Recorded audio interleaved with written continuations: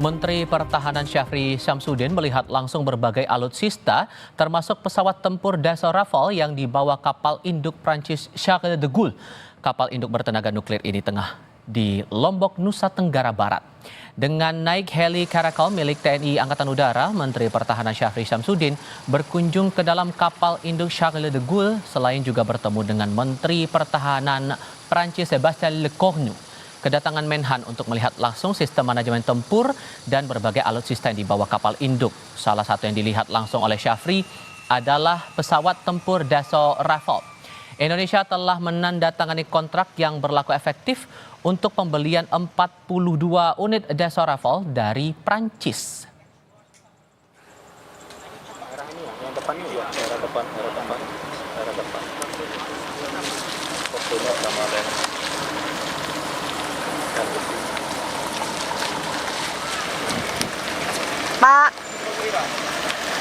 Pak Menhan, boleh wawancara Pak?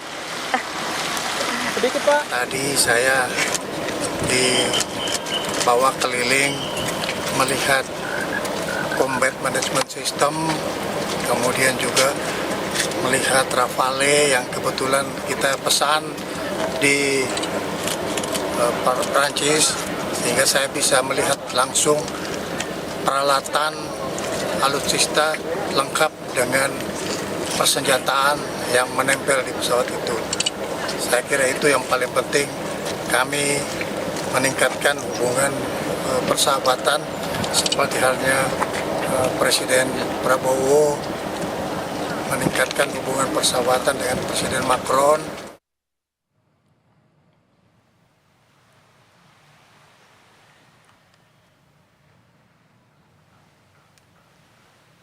Kapal induk tenaga nuklir Angkatan Laut Prancis Charles de Gaulle berkunjung ke Indonesia dalam misi penguatan keamanan maritim di Pasifik.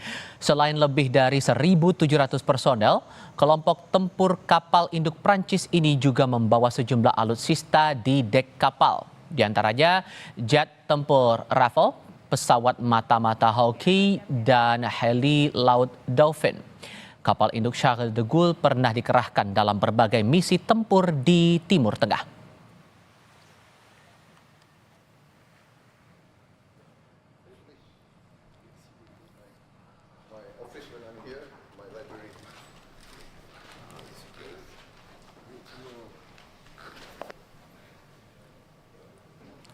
Tidak hanya kedatangan kapal induk Prancis Charles de Gaulle yang sandar di Lombok, Menteri Pertahanan Prancis Sébastien Lecornu juga menemui Presiden Prabowo Subianto di Hambalang, Bogor, Jawa Barat pada Jumat pagi.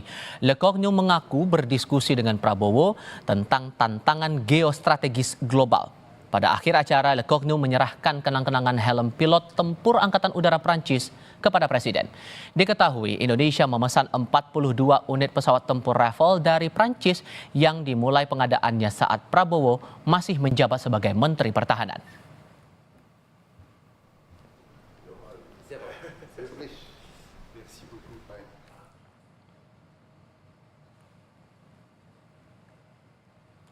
Tidak hanya diterima oleh Presiden Prabowo Subianto, Menteri Pertahanan Prancis Sébastien Lecornu juga diterima Menteri Pertahanan Indonesia Syafri Syamsuddin di kantor Kementerian Pertahanan RI Jakarta Pusat. Pertemuan kedua Menteri Pertahanan itu membahas latihan bersama dan pertukaran personel untuk pendidikan dan latihan.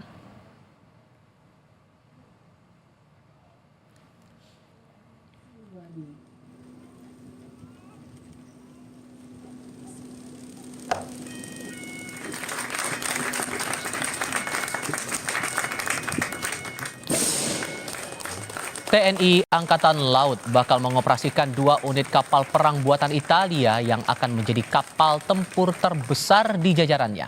Kepala Staf Angkatan Laut Laksamana Muhammad Ali mengikuti seremoni penggantian nama 2 kapal patroli lepas pantai atau PPA kelas Paulo Town yang kini bernama KRI Brawijaya 320 dan KRI Prabu Siliwangi 321 di galangan kapal Fincantieri di La Spezia. Sebelumnya, kedua kapal fregat merupakan pesanan Angkatan Laut Italia, namun kemudian dialihkan menjadi pengadaan cepat untuk Indonesia. KRI Brawijaya dan KRI Prabu Siliwangi akan menjadi kapal perang terbesar dan tercanggih milik TNI Angkatan Laut dengan meriam dan kanon yang lebih besar serta kemampuan multi peran. KRI Brawijaya 3-0 and KRI Prabu Siliwangi 3-1. The presence of these ships is not merely an addition to Indonesian Navy's fleet, but also a significant milestone in the modernization of our defense equipment to safeguard the nation's sovereignty and security. The chosen names serve as a symbol of hope, prayer, and determination to uphold the nation's sovereignty and honor across the world's oceans. Di sisi lain, terkait instruksi Presiden Prabowo untuk menghemat anggaran APBN, Panglima TNI Jenderal Agus Subianto menyatakan TNI pun diminta memotong biaya perjalanan dinas. Agus meminta jajarannya untuk rapat di kantor saja dan untuk peninjauan lapangan cukup lewat video conference. Sedangkan soal pengadaan alutsista, menurut Agus tidak ada pemangkasan. Kita juga kena potongan di BPD ya, BPD. Perjalanan dinas yang memang tidak efektif sehingga seperti perjalanan dinas kalau rapat harus di sana, makanya sekarang kita buat ya misalnya rapat di Mabes aja lah, di Mabes masing-masing. Kemudian kalau mau peninjauan ke daerah latihan pun bisa lewat Pikon, tidak kita harus ke sana gitu. Pak, untuk alutsistanya sendiri Pak, untuk perawatan dan alutsista tidak ada Pak ya? Setelah pengadaan 42 pesawat Rafale dari Prancis, Indonesia di bawah Presiden Prabowo juga mendatangkan alutsista kapal perang dari Italia, yakni KRI Brawijaya dan KRI Prabu Siliwangi. Di sisi lain, Indonesia pun baru saja menjadi anggota BRICS bersama Rusia dan Tiongkok. Sisi lainnya lagi, Presiden Prabowo menginstruksikan penghematan anggaran di berbagai sektor termasuk ranah pertahanan. Bagaimana dampak pemangkasan anggaran dan tantangan global terhadap pembangunan alutsista TNI ini? Kami akan bahas bersama Khairul Fahmi selaku pengamat militer dari ISESMAS. Khairul Fahmi, selamat sore, apa kabar? Selamat sore, alhamdulillah kabar baik. Terima kasih sudah bergabung bersama kami. Sejauh mana Anda memaknai benefit buat Indonesia saat Menhan Prancis dan kapal induknya datang ke Indonesia? Iya, pertemuan kemarin ya ini kan menyoroti pentingnya kerjasama pertahanan Indonesia Prancis yang tampaknya semakin erat ya. Jadi Indonesia ini kan memang sedang terus berupaya untuk memperkuat kemampuan pertahanan baik dengan modernisasi alutsista, permajaan alutsista existing gitu ya. Kemudian juga pengembangan kemampuan SDM ya. Dan kalau kita dengar penjelasan terkait pertemuan kemarin, ya Prancis sudah berkomitmen ya untuk mendukung sepenuhnya tujuan-tujuan atau hal-hal yang ingin dicapai Indonesia melalui kerjasama yang mestinya saling menguntungkan gitu ya. Nah, tapi di sisi lain ya tentu kita tidak bisa mengesampingkan gitu ya, ada tantangan besar yang dihadapi dalam implementasi berbagai bencana ini yang pertama terkait dengan keterbatasan anggaran kan gitu. Jadi karena anggaran pertahanan yang terbatas ya tentu Indonesia harus mempertimbangkan juga ya cara-cara yang lebih efisien ya. Termasuk salah satunya yang seperti yang dilakukan sekarang ini. Iya. Yang dilakukan siapa ini?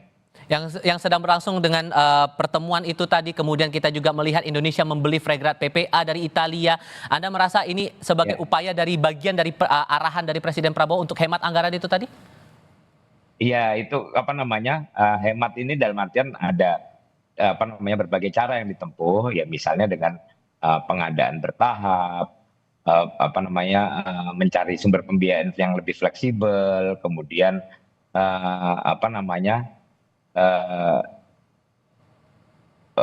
pengadaan tadi ya, itu juga mestinya juga didesain supaya tidak membebani anggaran negara secara langsung gitu.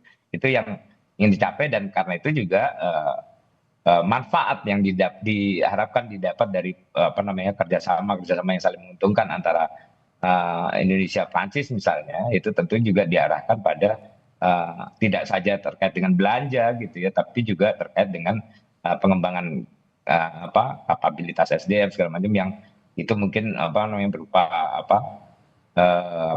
pelatihan, berupa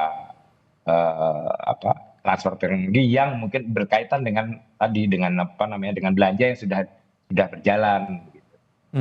Oke, tapi kalau melihat bahwa negara membeli alutsista ke Eropa ini masih ada kaitannya tidak menurut Anda dengan posisi Indonesia yang bergabung ke BRICS? Karena kalau kita ingat lagi ada ancaman juga dari Amerika Serikat bahwa akan mengancam pemasangan tarif lebih tinggi begitu untuk negara-negara anggota BRICS termasuk Indonesia sudah jadi bagian di dalamnya. Ada keterkaitan tidak ini menurut Anda? Ya bisa saja ya, secara geopolitik, secara secara dalam konteks global gitu ya, pertimbangan-pertimbangan itu juga dimasukkan ya. Ya kita tahu memang Amerika Serikat juga selama ini menjadi salah satu sumber utama ya alutsista kita gitu ya. Tapi ya kebijakan-kebijakan baru ya, terutama dari Presiden Trump yang baru mulai menjabat ini kan, ya mungkin saja juga akan berdampak ya pada hubungan dengan negara-negara mitranya termasuk Indonesia, sehingga ya Indonesia pasti harus mempertimbangkan dan berhati-hati dalam membangun hubungannya ya. Nah, saya kira terkait dengan apakah ini tidak akan jadi mengkhawatirkan ya, ada kerjasama dengan BRICS di satu sisi, kemudian kita bekerja sama dengan Prancis yang notabene salah satu negara Eropa yang cenderung ke Barat begitu ya, ke Amerika. Nah ini apakah tidak akan menjadi problem gitu? Ya, saya kira inilah upaya Indonesia untuk berselancar gitu ya di antara berbagai kepentingan besar tadi, terutama dalam konteks ya kebijakan luar negeri bebas aktif ya. Selama ini kan Indonesia memang sudah menegaskan untuk tidak terikat pada satu negara atau satu kekuatan besar, tapi bagaimana menjaga hubungan baik dengan berbagai negara, termasuk Amerika Serikat, Prancis, maupun dengan negara-negara yang sekarang BRICS ya, di mana Indonesia sudah bergabung gitu ya. Nah ini tinggal kemudian kalau kita lihat selama Presiden Prabowo menjabat 3 bulan terakhir ini ya, yang menguat kemudian adalah bagaimana pragmatisme itu muncul ya dalam konteks diplomasi, sehingga Indonesia bisa tetap merajut hubungan-hubungan walaupun mungkin tampak ya kadang ke kiri kadang ke kanan, tapi saya kira ini adalah bagian dari berselancar di antara kepentingan besar tadi. Dan kalau dulu Bung Karno menyebutnya kan mendayung di antara dua karang begitu kan. Nah ini mungkin kaitannya seperti itu, karena ya kalau apalagi Pak Prabowo ini latar belakangnya militer ya, beliau mungkin memahami prinsip ya kalau kita tidak berani mengambil resiko, ya peluang menangnya akan semakin kecil juga. Oke. Gitu. Tapi satu hal lagi yang juga menarik di sini, karena kan masalah penghematan anggaran juga menarik untuk dicermati. Walaupun tadi juga Panglima menyatakan tidak ada penghematan untuk sektor penyediaan alutsista. Tapi apa yang rasanya harus diperhatikan betul agar penghematan ini tidak berpengaruh untuk sektor pertahanan kita, Pak? Ya terutama dalam konteks modernisasi ini ya. Saya kira prinsipnya adalah Indonesia itu tidak boleh mengalami kerentanan sedikit pun ya dalam konteks pertahanan negara, sehingga ya modernisasi ini memang harus menjadi prioritas ya, karena kita tahu sekitar 50% dari alutsista kita kan masih perlu diperbarui, perlu diremajakan gitu ya, sehingga modernisasi ini tetap menjadi program prioritas yang harus berjalan di tengah keterbatasan anggaran ya, tentunya dengan berbagai skenario begitu ya. Terus kemudian juga yang penting perhatikan selain modernisasinya itu sendiri, alokasi pembiayaan untuk perawatan, pemeliharaan dan pengembangan kemampuan SDM ini juga saya kira tetap harus menjadi prioritas gitu ya, karena walaupun alutsista kita sudah sudah berhasil dimodernisasi, tapi kalau pemeliharaannya tidak berjalan dengan baik, ini tentu juga resikonya sangat besar gitu. Baik. Begitu juga dengan kemampuan SDM. Kalau tidak di-upgrade terus, ya ini juga akan berpengaruh pada cara mengelola. Semua harus sinkron. Alat boleh baru, tapi sistem dan juga sumber daya manusia juga harus dimaksimalkan. Mas Khairul Fahmi, terima kasih banyak sudah mau berdiskusi bersama kami. Saya selalu ya Mas. Selamat sore. Selamat sore.